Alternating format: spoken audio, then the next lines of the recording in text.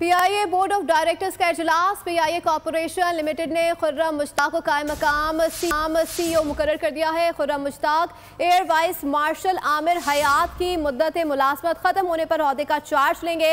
Update कर रहे हैं आपको इस हवाले से। खुर्रम मुश्ताक कायम मकाम सीईओ मुकर्रर। पीआईए बोर्ड ऑफ डायरेक्टर्स का इजलास। पीआईए कॉर्पोरेशन लिमिटेड ने खुर्रम मुश्ताक को कायम मकाम सीईओ मुकर्रर कर दिया है। Khurram Mushtaq air vice marshal Amir Hayat की मुद्दत मुलाजमत खत्म होने पर ओहदे का चार्ज लेंगे। अपडेट करें आपको इस हवाले से। खुर्रम मुश्ताक कायम मकाम सीईओ मुकर्रर कर लिए गए हैं।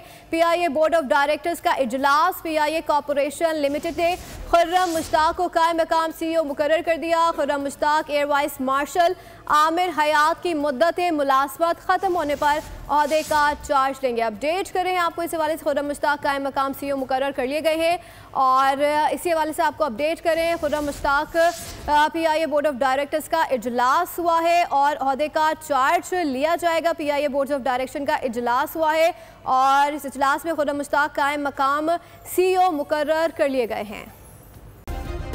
सब्सक्राइब करें और बेल दबाएं ताकि कोई खबर रह न जाए।